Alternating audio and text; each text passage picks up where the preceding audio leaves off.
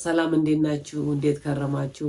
ዛሬ ደግሞ እንግዲህ አንድ በተለየ ርዕስ ብዙ ጊዜ ከሴት ጋር የተያዙ ህመሞች ብዙ ልንረዳቸው በማንችሉ ጉዳዮች ግን ብንማማርባቸው እውቀት ብናገኝባቸው ጥሩ ናቸው ብዬ ባሰብኳቸው እንግዲህ ዛሬ አንድ ጉዳይ ላይ መጥቻለሁ። ግን ከዛ በፊት እንግዲህ ደጋግሜ እንደምለው ያው ይሄ ፕላትፎርም የሚቀይረው የኔም የማስተማር ፍላጎትና ብቃት እየጨመረ የሚለው እንግዲህ የእናንተን ትብብር፣ የእናንተን በጎ ፍቃድ፣ የእናንተን ቅንነት የሚጠይቅ ጉዳይ ነው። ይቅርታ። እሱም እንግዲህ ምንድነው በተቻለ አቅም ሰብስክራይብ እያረጋችሁ፣ ላይክ እያረጋችሁ፣ ሼር እያረጋችሁ፣ ኮሜንት ላይ ያልገባችሁን የምትጠይቁኝ ነገር ካለም እያስቀመጣችሁ እኔም በትጋት እንደመመለስ አምናለሁ። እና ዛሬ እንግዲህ ያለኝ በዋነኝነት ያለኝ ትልቅ ጉዳይ ደግሞ ትልቅ የጤና ጉዳይ ነው። ከማህፀን ጋር የተያዘ የባልኩት ጉዳይ ላይ እንግዲህ የመጣሁት በማህፀናችን ውስጥ አየር መገኘት ማለት ነው። ማህፀን እንግዲህ ደጋግሜ በሌላ ቪዲዮዎችም አወራለሁ። በጣም ንጹህ የምትባል ኤሪያ ነች። በጣም የተጠበቀች ቦታ ነች እና እዛ ቦታ ላይ እንግዲህ አየር መገኘት፣ አየሩ ደግሞ ምልክቶች ምንድን ናቸው? ምክንያቶቹ ምንድን ናቸው? እነዚህ አይነቱ እንዴት ነው የምናውቃቸው? ማህፀናችን ውስጥ አየር መኖሩ እንዴት ነው የምናውቀው? እንዴት ነው ማኔጅ የምናደርገው ብለውን እንግዲህ ዛሬ በዝርዝር በስፋት እያንዳንዱን ጉዳይ ለማስረዳት እንግዲህ ሙከራ አደርጋለሁ። እንግዲህ የመጀመሪያውና ዋነኛው ምንድን ነው በማህፀን ውስጥ አየር መኖሩን የምንረዳበት ምክንያቶች፣ የመጀመሪያና አንደኛ ምክንያቶቹ የምንላቸው ትልቁ ከወለድን ፖስት ፓርተም ነው። ፖስት ፓርተም ማለት ከወለድን እስከ 42 ሳምንት ባለው ጊዜ ነው። ሌላ ሜዲካል ኮንዲሽኖች ናቸው። ሌላው ደግሞ ስትረስና ቴንሽኖች፣ በተለይ ጭንቀት፣ በጣም መረበሽ እነዚህን ያካትታል። ስለዚህ ሌላው ደግሞ ራሱ በብልታችን ውስጥ ቫጂና ራሱ የሚፈጥረው የዚህ የመራቢያ አካላችን የሚፈጥረው አየር ማለት ነው። ስለዚህ እነዚህ እንደ ምክንያቶች ናቸው። በተለይ ቅድም መጀመሪያ ላይ እንዳልኳቸው በተለይ አንድ ሴት ወልዳ እስከ 42 ሳምንት ድረስ እንደዚህ አይነት ነገሮች ይኖራሉ። ስለዚህ የ45 ጊዜው የ42 ሳምንት በኋላ ግን ያለው ነገር ምን ምልክቶች አሉት፣ ምን ማድረግ አለብን የሚለው ጉዳይ ላይ ተመልሰን እንግዲህ በዝርዝር የምናወራበት ነው። ሌላው እንግዲህ በተለይ በጣም እንደዚህ አይነት ነገር ህመሞች ከአንጀት ጋር የተመሳሰለ ነገር ስላላቸው ስሜቱ የጨጓራችን ከአንጀታችን ጋር የተያዘ ሊመስል ስለሚችል ዛሬ በጣም በግልጽ ላወራ የፈለኩት ምልክቶቹ ለይቶ ማወቅ ነው። እንግዲህ ምልክቶቹ የመጀመሪያው እንግዲህ ምንድነው የሆዳችን ውስጥ ጥሩ ስሜት አለ፣ ምቾት አለመሰማት፣ ጩኸት ያለው ድምፅ ሆዳችን ውስጥ ነው የሚመስለው፣ ግን ድምፁ አየሩ ጩኸት ያለው አየር ድምፅ የምንሰማው ለእኛ ፊል የምናደርገው አየር ነው። በዋነኝነት ደግሞ በመራቢያ አካላችን ላይ ድምፅ ያለው አየር መውጣት ማለት ነው። ድምፅ ያለው አየር መውጣት፣ ድምፅ የሚያሰማ አየር መውጣት፣ ይሄ በጣም ቲፒካሊ ትልቁ እንግዲህ ዋናው ምልክት ነው የዚህ የማህፀናችን ውስጥ አየር መኖር ማለት ነው። እንግዲህ ወደኋላ አሁን ስመለስና ሳብራራ የመጀመሪያው ቅድም ያልኳቸው ፖስት ፓርተም ነው አንዱ ኮዝ ማለት ነው። ይሄ ፖስት ፓርተም ኮዝ የምንለው ከወለድን ከዜሮ ሰዓት ጀምሮ እስከ 42 ሳምንት ይጠበቃል። በመደበኝነት ይኖራል፣ አየር በዛ በኩል ይኖራል። ግን ከ42 ሳምንት በኋላ ከቀጠለ ምክንያቱ ምንድን ነው? የመጀመሪያው ሳምንት ላይ የመጀመሪያው ወልደን 42 ሳምንት ድረስ እንግዲህ ማኔጅ የምናደርገው ምንድን ነው? እነዚህ ሞዴሶችን በመጠቀም እዛም ቦታ ንጹህ በማድረግ ያንም አየር እንግዲህ ኦብዘርቭ አድርጎ ስቴብል ይሆን ይጠበቃል በራሱ እንደሚያደርገው። ግን ከዛ ካለፈ ኢንፌክሽን አለ ማለት ነው። ከዛ ካለፈ አብሰሳ አለ ማለት ነው። እንግዲህ ማህፀናችን ውስጥ የተጠራቀመ ጥሩ ያልሆነ ፈሳሽ አለ ማለት ነው። ሌላው ደግሞ እንግዲህ አንደኛው ትልቁና ዋነኛው ምክንያት ምንድነው? ሜዲካል ኮንዲሽን ነው። ሜዲካል ኮንዲሽን የምንላቸው በጣም ብዙ ናቸው። ከብዙዎቹ በጥቂቶቹ ምንድነው? አንደኛ ፌስቱላ ምንለው። ፌስቱላ ማለት በተለይ በዚህ በማህፀንና በፍንጢጣችን ላይ መቀደድ ነገሮች ካሉ አንዱና ዋነኛው ጉዳይ እንግዲህ አየር በማህፀናችን እንዲወጣ አየር እንዲመጣ ድምፅ ያለው አየር እንዲመጣ የሚያደርገው አንዱ እሱ ነው። ሌላው ደግሞ ምንድነው? ካንሰር ነው። በማህፀናችን ውስጥ የተፈጠረ ካንሰር ካለ የተፈጠረ ኢጢ ካለ በተለይ ቲሞር ኢጢ ቲሞር የሚባለው ኢጢ ወደ ካንሰር የመቀየር በጣም ትልቅ ቻንስ ያለው ቲሞር ኢጢ በአንጀታችን ውስጥ ይገኛል። ብዙ ጊዜ በማህፀናችን ውስጥ ይገኛል እና እንደ ቲሞር ያሉ ኢጢዎች፣ ካንሰር፣ ፌስቱላ እነዚህ የመቀደድ ነገሮች ካሉ እነዚህ ቲፒካሊ እንግዲህ ልናቃቸው ከማህፀን ጋር የተያያዘ ነው። አየሩ በብልቴ ውስጥ አየር ተደጋጋሚ ድምፅ ያለው አየር ይወጣል። ኮንትሮል ማድረግ አልቻልኩትም፣ ከተወሰነ ጊዜ ምልክት አለኝ የምትሉ ሰዎች እንግዲህ በጣም ጊዜ የማንሰጠው ትኩረት የምንሰጠው ጉዳይ ነው ማለት ነው። ስለዚህ ዛሬ ከሜዲካል ጋር የተያዙ እነዚህ ናቸው። ሌላው ደግሞ ቅድም ያልኳቸው በጣም መጨነቅና መረበሽ ቴንሽን ነገሮች ካሉ ብልታችን ውስጥ አየር ይፈጠራል። በዛ ምክንያት ደግሞ እንግዲህ አየር ከማህፀናችን የሚወጣ ድምፅ ያለው አየር ይፈጠራል ማለት ነው። ሌላው ደግሞ ቫጂናል ፋርት የምንለው ነው። ቫጂናል ፋርት ራሱ ቫጂና ውስጥ የሚፈጠር ነው። ብዙ ጊዜ እንደውም በግንኙነት በኋላ ይኖራሉ አየር ያላቸው ነገር የሚወጡ እነሱ ነገሮች ኦልሞስት በራሳቸው ሪሰልፍ የሚሆናቸው ቫጂናል ፋርት አየር እነዚህ ናቸው። ሌላው ቅድም እንዳልኳቸው ስትረስና ቴንሽን ነው። ሌላ ደግሞ አክቲቭ ፐልቪክ ፍሎር የምንለው ነው። አክቲቭ ፐልቪክ ፍሎር ማለት በጣም የዚህ የማህፀናችን ጡንቻዎች መጎዳት ማለት ነው። የእነዚህ መጎዳት ኬሚካል ጀነሬት አላረጉም ማለት ያንን ቦታ ኮንትሮል የሚያደርግ ነገር አልመጣም ማለት አንዱ እንግዲህ የዚህ የፐልቪክ ፍሎር አክቲቭ ፐልቪክ ፍሎር አንዱ ይህንን አየር በማህፀናችን እንዲወጣ አየር ማህፀናችን ውስጥ ሞልቶ እንዲቀመጥ በጣም ፊል ነው የምናደርገው፣ በተለይ ከእምብርታችን በታች። ሌላው ደግሞ ቅድም እንዳልኳችሁ ድምፅ አለው፣ ሲወጣ አየሩ ድምፅ አለው። እዛም በታች ከዚህ ከአንጀታችን ውስጥ ተመሳሳይ ነው ብያቸዋለሁ። የምንለየው ግን ምንድን ነው ሆዳችን ውስጥ የሚጮህ ወደ ላይ ወርታች የሚል የሚጮህ ድምፅ እንግዲህ ይሰማናል። ልክ ልጅ ያለ ይመስል ሙቭ ያደርጋል። በአውልመንት አለው እንዲህ ስታዩት ልክ ማህፀናችን ውስጥ ልጅ ያለ የሚመስል ነገር ፊል እናደርጋለን ማለት ነው። እንግዲህ እንደዚህ አይነት ነገሮች በዋነኝነት እንግዲህ ምልክቶቹ ላይ ትኩረት አድርጌ የማወራው ምንድን ነው እንድንለየውና ይሄ ነገር ከማህፀኔ ጋር የተያዘ ነው፣ ይሄ ነገር ማህፀኔ ላይ የተለየ የተፈጠረ ነገር አለ የሚለውን ትኩረት እንድንሰጣቸውና ያ ነገር ለከፋ ነገር ወይ ደግሞ ችግሩ ሳናቅ አብረን እንዳንቆይ ምልክቶችን በማወቃችን እንግዲህ ይረዳናል ማለት ነው። ከዚህ ፊት በተለይ ከማህፀን መንሸራተት ጋር በጣም ብዙ ጊዜ ከዚህ ተነጋግሬያለሁ ወይም ደግሞ ብዙ ጊዜ አውርቻለሁ። ከማህፀን ጋር በተያዙ ጉዳዮች ከማህፀን ጋር ዛሬ ደግሞ ከማህፀን ጋር ፌስቱላ መቀደድ፣ የማህፀን ፊንጢጣ መቀደድ፣ የካንሰር እዛ ቦታ መፈጠር፣ የኢጢዎች መፈጠር፣ በተለይ ቲሞር ኢጢዎች መፈጠር እነዚህ እንግዲህ በጊዜ እንደዚህ አይነት ምልክቶችን ለይተን ካወቅን እነዚህ ሜዲካል ኮንዲሽኖች ማኔጅ ይደረጋሉ ማለት ነው ሳይባባሱ። አንድ ሰው ብዙ ጊዜ በዚህ በተለይ የአሁኑ ፕላትፎርሞች ቅድመ ጥንቃቄዎች ላይ ቀድሞ ህመማችንን ማወቅ ላይ በጣም ትልቅ ስራ እየሰሩ ስለሆነ ልትጠቀሙበት፣ ልታዩት፣ ለሚመለከተው ሰው ሼር ልታረጉት፣ ሰብስክራይብ ልታረጉት በጣም ያስፈልጋል ማለት ነው። ምክንያቱም አንድ ሰው ችግሩን አወቀ ማለት ህክምና ላይ 50% ሰራ ማለት ነው ሰውየው። 50% ደግሞ ህክምናው እንግዲህ የራሱን ጥበብ የራሱን እግዚአብሔር የሰጠውን ጥበብ ተጠቅሞ ደግሞ ማኔጅ ያደርጋል። ዛሬ በዋነኝነት ግን የዚህ ማኔጅመንት ምንድን ነው? ቅድም ነገርኳችሁ፣ ምክንያቶቹን አስቀመጥኩኝ፣ ምልክቶቹን አስቀመጥኩኝ። ግን እንዴት ነው ማኔጅ የሚደረጉት? የመጀመሪያው ማኔጅ የምናደርግባቸው 4 ነገሮች አሉ። 4 ኤክሰርሳይሶች ደግሞ 4 ፊዚዮቴራፒዎች አሉ።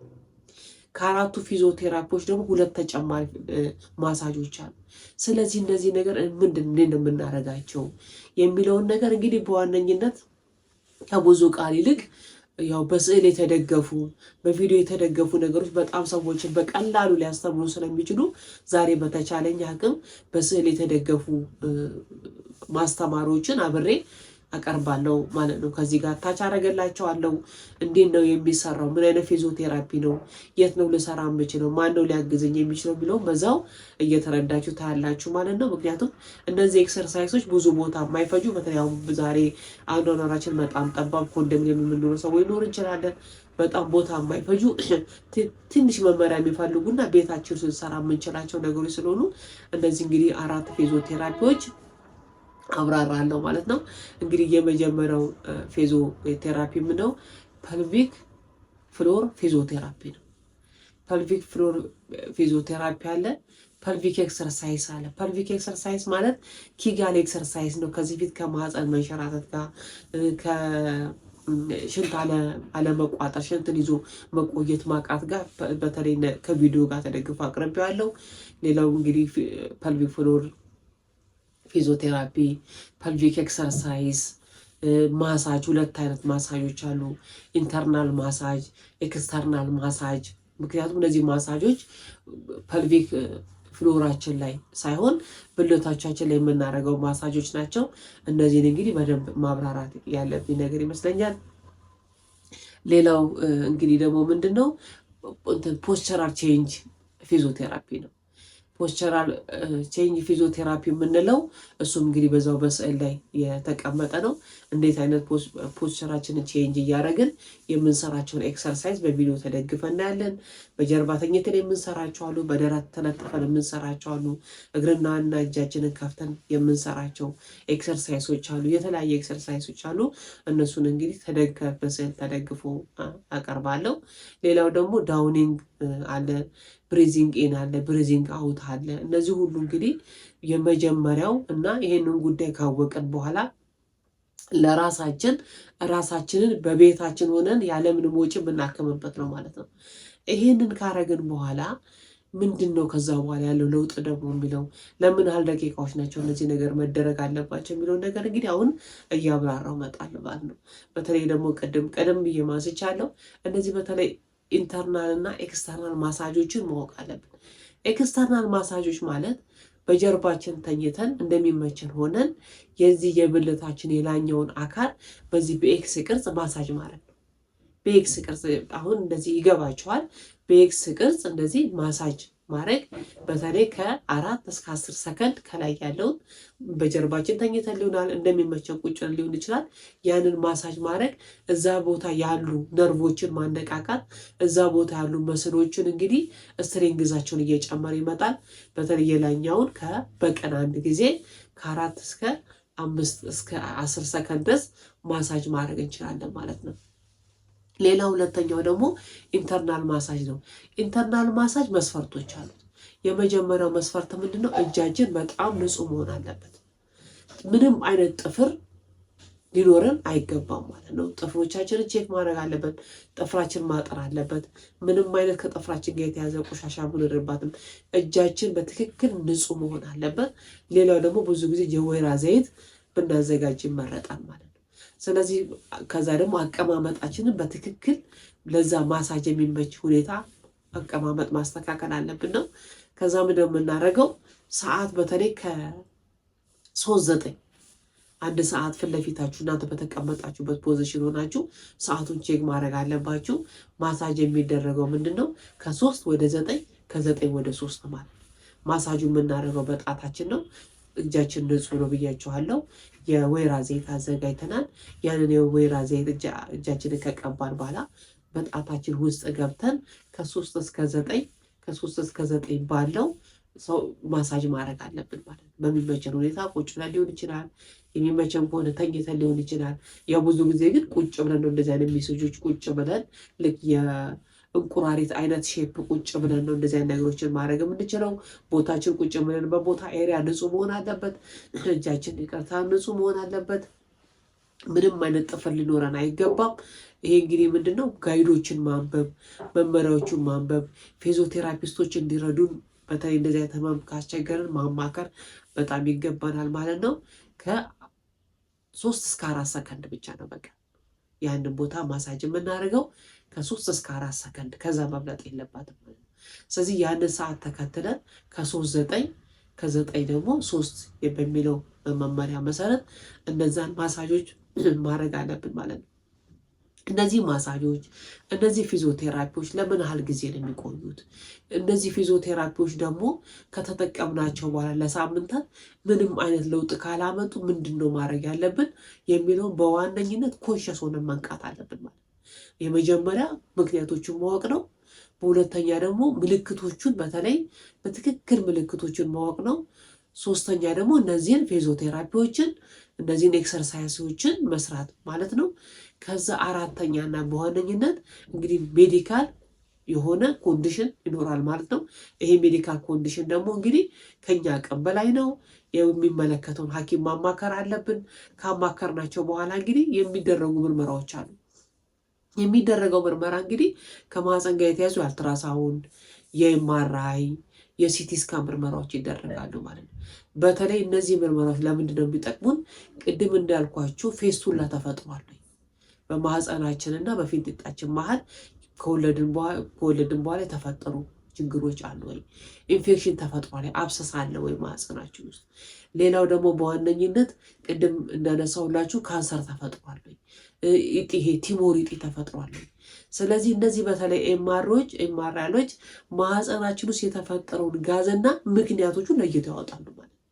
ስለዚህ እነዚህ እንግዲህ እንደ ሐኪሙ ኢንተርቬንሽን ኦፕሬሽኖች የሚያስፈልጋቸው የቴራፒ የካንሰር ቴራፒ የሚያስፈልጋቸው ብዙ ሂደቶች ምናልባት ነገሮቹ ወዳልከፋ ወዳልተወሳሰበ ችግር ደርሰው ከሆነ እንግዲህ ሐኪማችን በሚሰጠው መመሪያ መሰረት በሚያማክረን የሕክምና ሂደቶች መሰረት እንግዲህ ከሐኪማችን ጋር ተነጋግረን ማኔጅ እናደርጋለን ማለት ነው።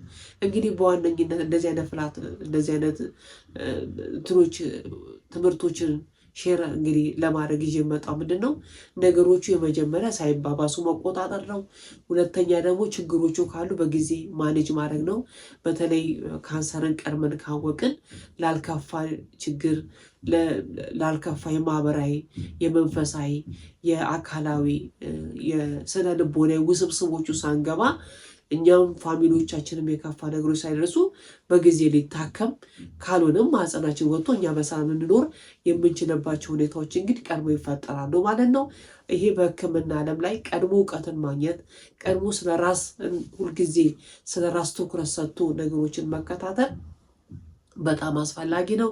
ስለዚህ ምናልባት እንግዲህ ወልደው አራስ ቤት ያሉ 42 ሳምንት ያልሞላቸው ሊኖሩ ከቻሉ እንደዚህ አይነት ስሜት ያላቸው ከቻሉ ከተወሰነ ጊዜ በማህፀን ውስጥ በብልቴ ውስጥ አየር ይወጣል የምትሉ ሰዎች ካሉ እንደዚህ አይነት ነገሮች ደግሞ ገጥሟችሁ ሐኪም አማክራችሁ ምናልባት መፍትሄዎቹን ያላገኛችሁ ሰዎች ካላችሁ እነዚህን ስፖርቶች በመሞከር ቅድም ያልኳችሁ ኢንተርናል ማሳጁንም ኤክስተርናል ማሳጁንም በትክክል አዳምጣችሁ በትክክል መመሪያውን ወስዳችሁ በመጠቀም ልትጠቀሙበት እንደምትችሉ አምናለሁ። እንግዲህ መልካም ጊዜ ላለው በሁሉ በሰላም ያገናኘን። እንግዲህ ከበዓል በኋላ ተመልሼ መጥቻለሁ። እንኳን አደረሳችሁ። መስቀልም እየተቃረበ ያለበት ጊዜ ነው። ስለ ሁላችንም እንግዲህ እግዚአብሔር ጤና ይስጠን። ሰላም እንሁን። ሰላም ሁኑልኝ። ደህና ሁኑ። ቻው ባይ እላለሁ። መልካም